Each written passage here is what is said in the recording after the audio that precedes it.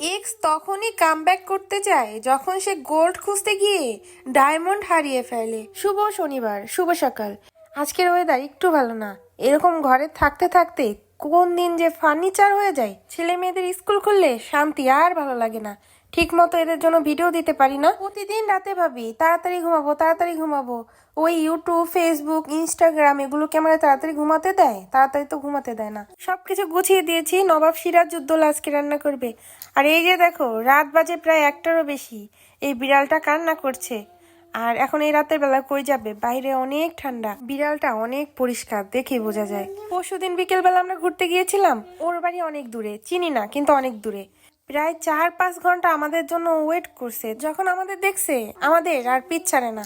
আমি তো মনে করছি চলে গেছে, তারপরে দেখি রাত 1টার সময় কান্নাকাটি শুরু করছে। বিড়াল আমার ভালোও লাগে না, আর ভীষণ ভয় লাগে। কি করবো, রাতের বেলাও কই যাবে? তাহলে বন্ধুরা, আজকের মতো এখানে